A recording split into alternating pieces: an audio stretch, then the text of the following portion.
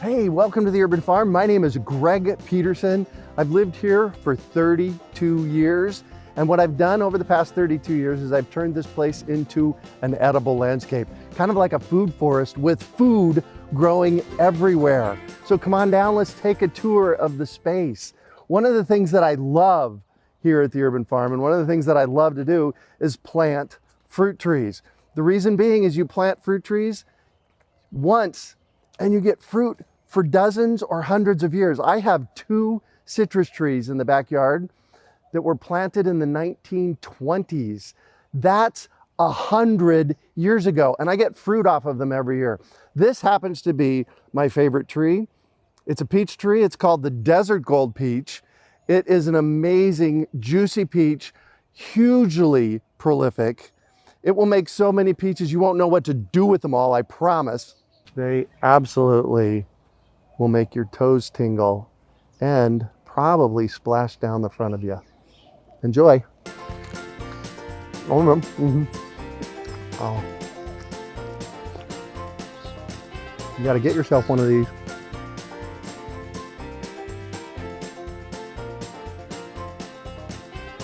Oh my God.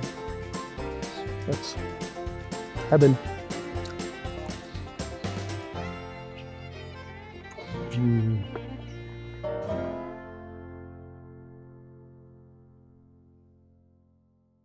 Walking up the driveway here, this is the loquat. A loquat is an amazing tropical fruit that does really well here in the desert. The really cool thing about it is that it ripens in March. That's kind of an in-between season for me for getting fruit off of this particular tree and fruit off of the property. One of my goals has always been to get fruit all year round. The hard time to get fruit here is August, September, and October when it is so dang hot. So the loquat flowers in September, October, November, and it gives us fruit into March. That's really cool. One of the other things that I like doing is experimenting with growing fruit trees from seed. This happens to be a peach tree right here that I grew from a peach pit. I've been after this idea of getting a urban farm peach, one that I grow from a pit that we can then graft and make multiple ones of them. That way you could have an urban farm peach. And then right here in the middle is oregano. This oregano started out as a 4-inch pot in 2004, and it has literally filled up the space. Let's check out the rest of the yard, and I'll do a count of the fruit trees that we have here in the front yard. Here I am in the front yard of the Urban Farm. And one of the ways that I start the tours is I tell people I have 30 fruit trees growing in the front yard here at the Urban Farm. And when you look at the space, it doesn't look like it because it's this big open space. Well, let's count them off real quick. Back behind you, we already talked about the peach, the loquat, and the peach, the Desert Gold Peach. Remember, that's my favorite peach. Then across the front of the property, there's about 14 citrus trees. Why would I have 14 citrus trees across the front of the property? That's the front edge. It makes a really nice fence. It's a living fence that makes us fruit. Then across the back of the property here, we've got a mandarin quat. Mandarin quats are in the quat family. They look like citrus. They taste like citrus, but they're actually not a citrus. And those are the ones where you eat the skin and the inside. The skin is sweet and the inside's really tart. So it's great to julienne, put them on a salad like that. And then I have a lemon tree and 3 more navel oranges. I have like 12 navel oranges here on the property. And people look at me and say, why do you have 12 navel oranges on the property? First of all, I love them. Never plant a fruit tree or anything to eat unless you love it. Number 2, during the winter, so citrus ripens here in the desert from November to about March. That gives me 5 months of a harvest off of my navel oranges. And I jokingly say about 5 years ago, I finally got to the place where I was getting enough citrus that I could share some with my mom. So I eat lots and lots of citrus in the wintertime. I'll eat 4 to 6 navel oranges a day. And these trees give them to me. And then back over there in the corner, I got a plum and a pluery. A pluery is a plum cherry hybrid. Amazing. And around the corner here, I got an apricot and another peach. So you'll notice I'm ringing the front yard with fruit trees. And this happens to be my favorite one right here. I have a lot of favorites, what can I say? This happens to be one of my favorites. This is the Katy apricot. And this is the time of year when we're actually harvesting apricots. And come and check it out. These are the best ones to get. These are the ones that are nature picked. They're sitting on the ground. They're the best. I just, blow off some of the stuff if there's any stuff on them. Oh my God. That is the best. Katy apricot. Here we are.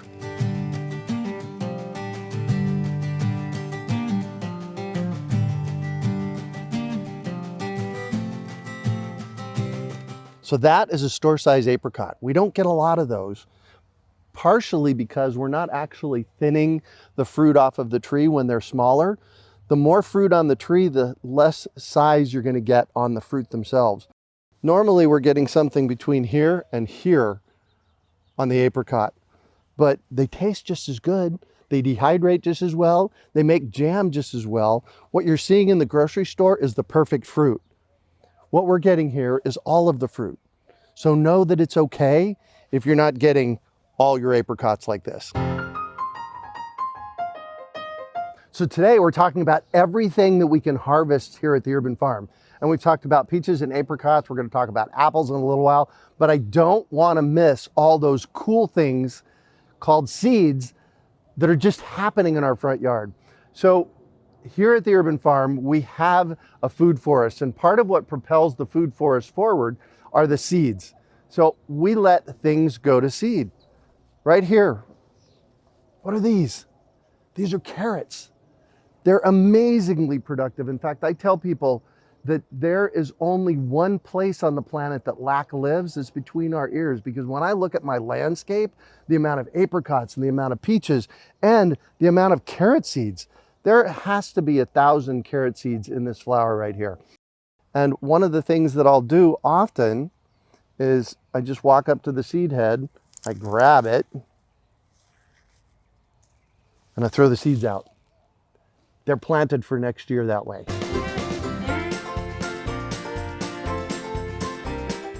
And then here's a really cool thing. This is cilantro growing in the lawn. You'll notice how I mowed around it because I want it going to seed, because the older the seeds get in the yard, the more seasons that they go through replanting themselves, they become acclimatized to my space. So they'll grow better in the space. And at any given moment here at the Urban Farm, we have at least a couple dozen things that come up year after year after year. And they include parsley, oregano, basil, cilantro, lettuce, kale, Swiss chard, and nasturtiums. There's so many more things that just replant themselves year after year after year. Lettuce makes so many seeds. Look at these. Each one of these little flowers that's got to be a dozen seeds. That's a dozen lettuce plants that'll just end up growing in my landscape. I often get this question from people. Oh my gosh, what is this? This is an amazing flower. It's garlic. Grows underground. Some people don't know that, but the garlic bulbs grow under the ground, and they are amazingly productive as well. So this garden bed looks a little bit overgrown. I'm aware of that. There are some weeds growing in here, but the nice thing about weeds, especially in the summertime in the desert, is they provide a green cover crop over the top of the garden beds that cools the soil. Really important, especially in the desert. Squash. So we're gonna just go right down here. We've got our first zucchini of the year. That's gonna make a nice zucchini bread. And one other thing I just noticed right here, this is something called lamb's quarters. Lamb's quarters is a weed, but it's an edible green and it is full of nutrition. You can literally just pick it, stick it in your salad, or eat it right off the plant. You know, a lot of weeds are great in your garden. Some of them make great ground cover, but here in the desert, there's two that we want to avoid: Bermuda grass and nutgrass. They will take over your garden so fast. So I have a zero tolerance for Bermuda and nutgrass in our garden beds. The rest of these weeds, well, they just contribute to the landscape. The really cool thing about weeds is they're pioneer species. They show up first, they do the heavy digging, so they're mining all those nutrients out of the soil. So that's the biggest reason that you don't want to throw them away. One of the things that we do with the weeds here at the Urban Farm, we'll harvest them, they go into the compost bin. That way that the nutrients are actually landing in our landscape. The other thing is you can harvest them and feed them to your chickens. So if you have chickens, oh man, they love the delicious weeds coming out of your yard. One of the really cool things about a lot of plants here in the low desert is that they will last more than a season. This tomato plant was planted over a year ago, and it is making hundreds of these amazing grape-sized tomatoes. The other things that last year-round here at the Urban Farm are kale, broccoli, they'll last more than one season, carrots. So when we let our systems get managed by nature, like a food forest, like what happens in a forest, things seem to work a lot better. So look into permaculture. Permaculture I like to call the art and science of working with nature. Look into permaculture and food forests if you just want to have food to harvest all year long. Daily, we eat out of our yard. You should try that. It's really cool. Oh my gosh. Wow. Mm-hmm. Yeah. Cheers.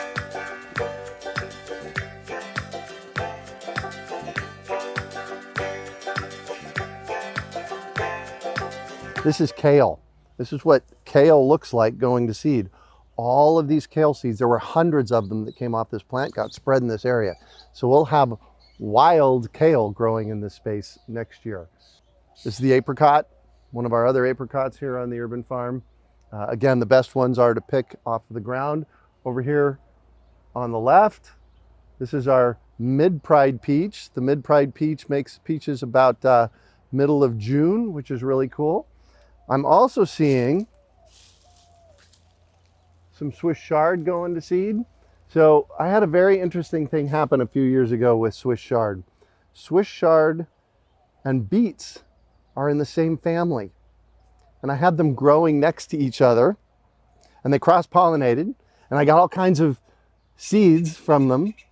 And what I found over time was that I didn't get beets anymore. I just got more greens because they'd cross-pollinated, hybridized, did what they did.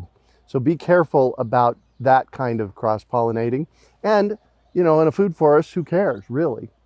And I'm going to show you over here, we have got fennel going to seed. Oh my gosh, more Swiss chard. This is fennel going to seed. The nice thing about fennel, I had a lesson that I learned a few years ago about fennel. I pulled the bulb up out of the ground.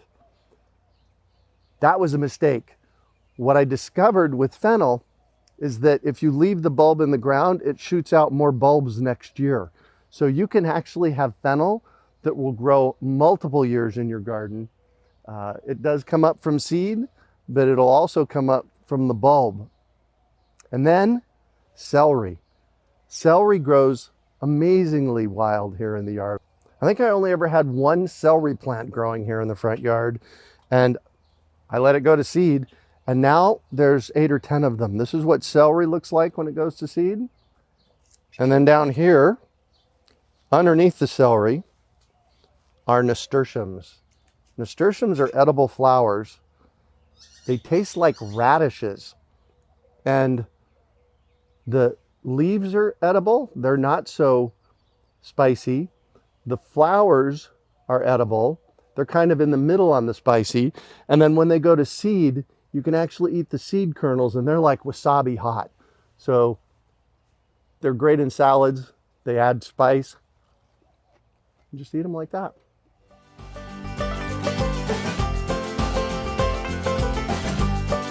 Along with the 30 or so fruit trees in the front yard and everything going to seed and tomatoes, we have grapes.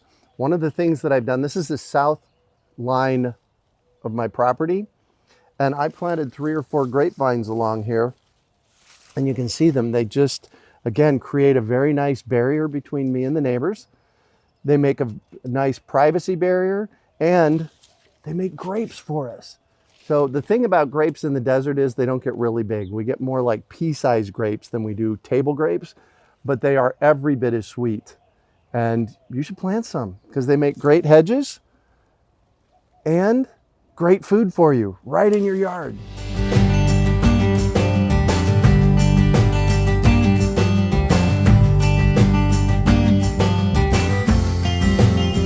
Here we are in the backyard next to my amazing Anna apple tree.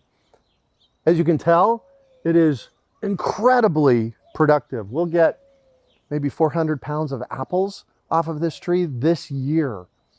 Remember, the only place that lack lives is between our ears, because when we look to nature, look at the abundance that's here. Here's what I do with the apples. Make dehydrated apple chips.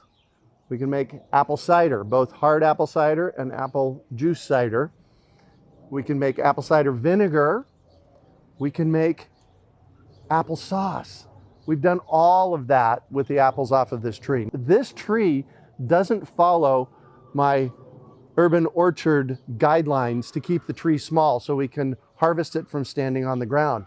Well, that is on purpose, because in the summertime, the sun sets right about there.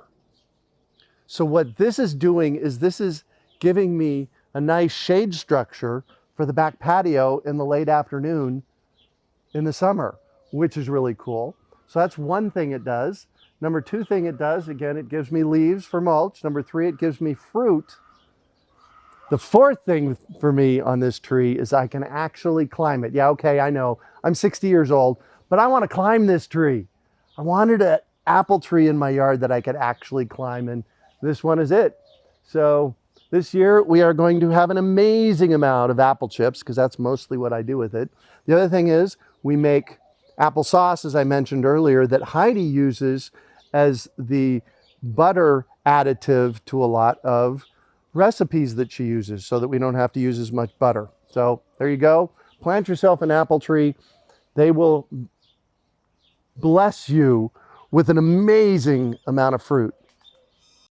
As part of my food forest, we have mulberries growing in the yard. And these are very interesting mulberries because of their size and their taste. And in permaculture, we have something called stacking functions. Stacking functions means that we use one asset, like a mulberry tree, for multiple things. Now, what this particular mulberry tree is doing is it's shading my office. My office is behind there, and this is a western exposure. So this cuts down the air conditioning bill of my office dramatically in the summertime, which is really cool. The second thing that this tree does is it makes amazing Pakistani mulberry fruit. The third thing it does is that it drops leaves every winter. And those leaves make mulch for my compost system here at the Urban Farm, which we'll talk about in another episode about the regenerative composting system that I've got set up here at the Urban Farm, which includes chickens, by the way. This is an amazing tree. It was planted about 3 years ago at an inch diameter base, and it's easily 6 inches diameter now. Plus,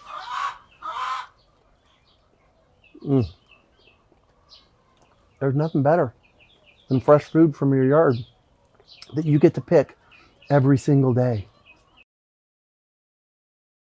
This is how we eat most of our fruit in our yard, standing out in the yard.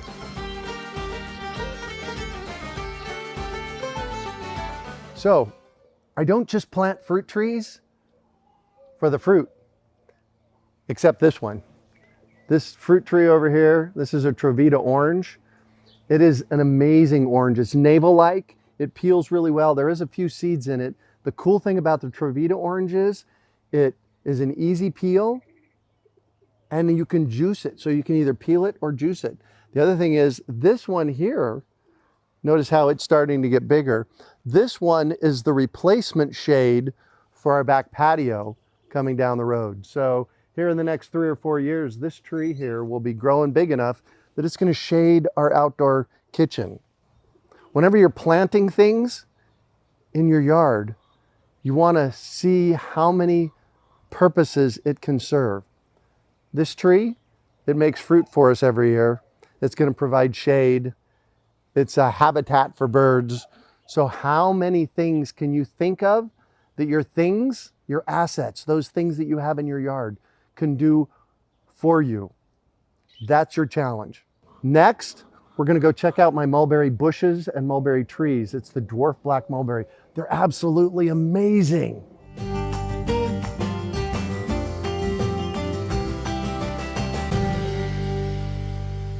So these are dwarf black mulberries. Now they don't seem very dwarf. In fact, you're going to see the tree version here in a little while. I say the dwarf part is the berry. We get about a dime-sized berry on them, and they're amazingly sweet and so prolific. We literally get pounds and pounds of berries off of these. I like to use them as replacements for oleanders. People plant oleanders here a lot. This is a better thing. It gives us food that way. Come on in and check the harvest. We're getting toward the end of the harvest on this one, but this is what they look like right here.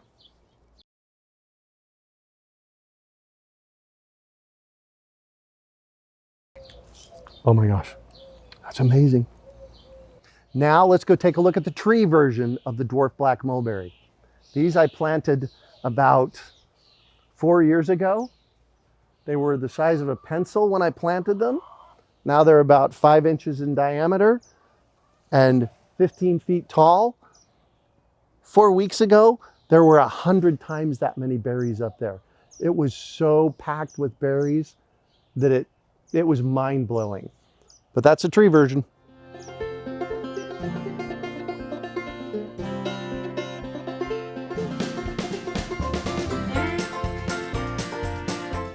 Welcome, welcome to the front yard at the Urban Farm. It is wintertime.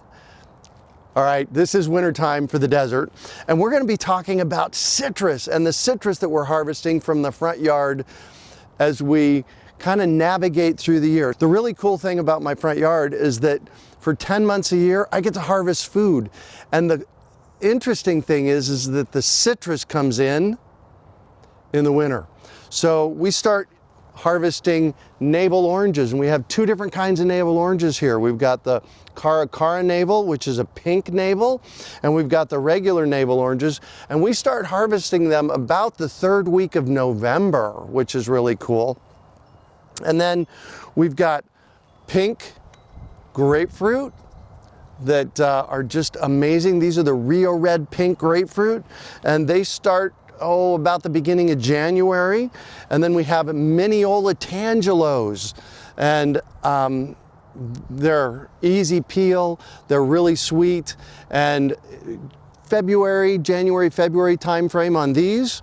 And then we have my second favorite citrus. So my first favorite is the Cara navels. My second favorite is the Trovita orange. Now, the thing about the Trovita oranges is that you can peel it or you can juice it. Navel oranges aren't great for juicing, but Trovita oranges are great for juicing. They're easy peel if you want to peel them and eat them. The thing about Trovita is that they have a few seeds in them, and these will be on the tree well into February and early March. So we have our navel oranges that are in November, December, January, and we have our Trovita oranges, which are January, February, and March. So we have an orange that we can eat in the yard for 6 months a year. And we even have some Arizona sweet oranges on the trees in the very back, and they'll go into the summer, so we can actually harvest the Arizona sweets into May and June, which, you know, that gives us, what, 8 months of citrus in the yard? And then we have the quat family. They're actually not a citrus. They're a different family, but they're very citrus-like. And with the quats, this happens to be a mandarin quat. That's what you're looking at in behind me with all the little teardrop things on them. You eat the skin, which is sweet, and the inside, which is tart. If you're doing a salad, you can julienne them up and kind of sprinkle them on the salad. That will blow your mind. They're amazing for that. And then of course lemons. This happens to be a Eureka lemon. There's several lemons that do really well here in the desert. And one of my all-time favorites, this is the gold nugget mandarin. It's super simple to peel. There might be a few seeds in it. It's super sweet and just an amazing fruit. It looks a little gnarly. It's got bumps on it, but don't let that fool you. Those bumps make it incredibly tasteful. This is what I'm harvesting from my yard in the wintertime, starting again in November, going through about May or June, by the hundreds and hundreds of pounds. And you know, I get the question a lot. People ask me, well, what do you do with all that fruit? And I jokingly say, well, about 3 years ago, I finally got enough that I could share some with my mom, because I eat so much citrus. I love citrus. It's one of my favorite fruits. I'll eat 3 to 5 navel oranges a day. One of the things that I love doing is whenever somebody visits, I always send them away with a bag of citrus, because these days we probably get 1,000 pounds of citrus a season.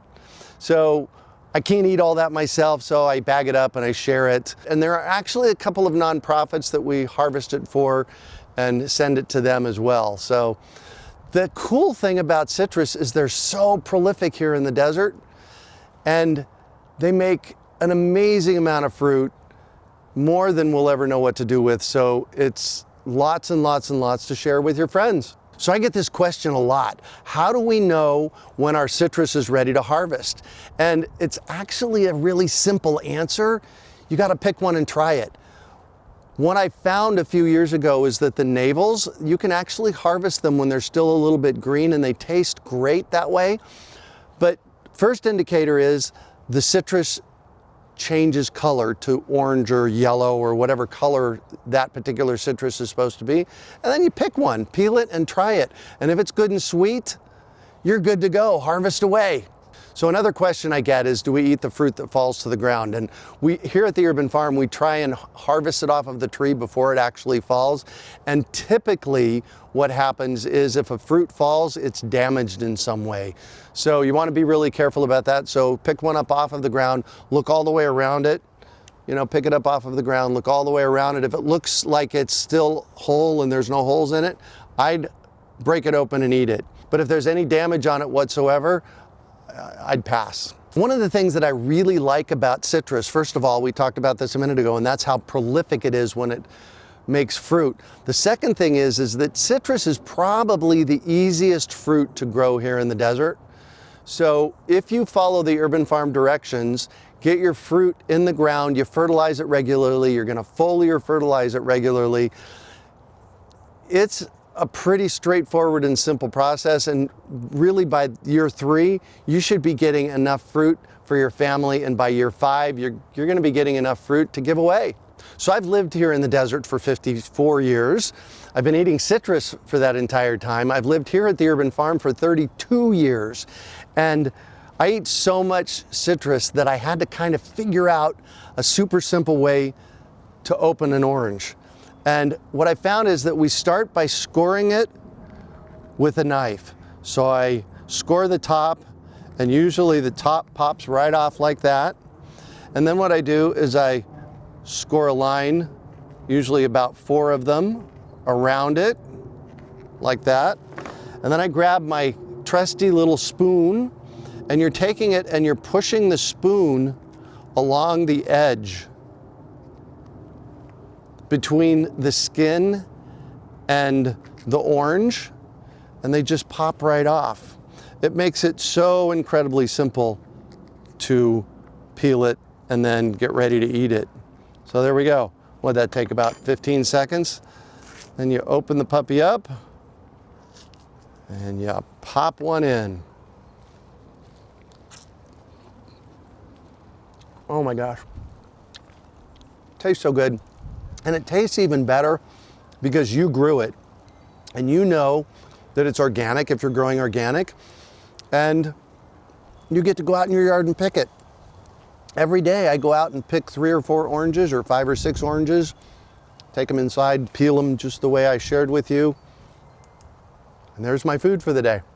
Well, at least some of my food for the day.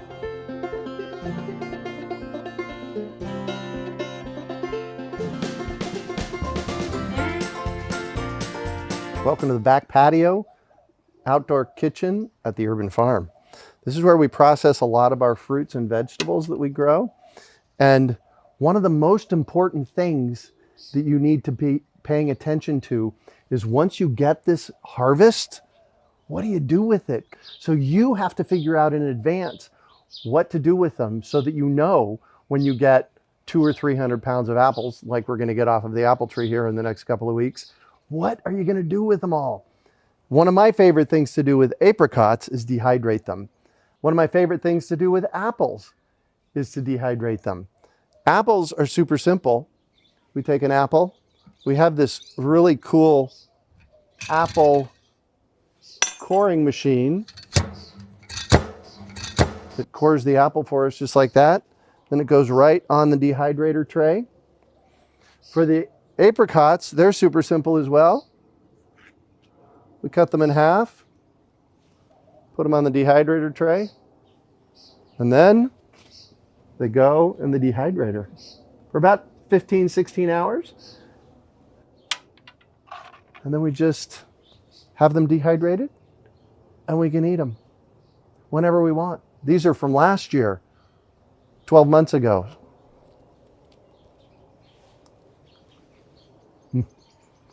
Gotta love it, man. It's like nature's candy. The nice thing about the apples is they're sweet. Nice thing about the apricots is they're a little bit tart. I love putting them in my oatmeal in the mornings.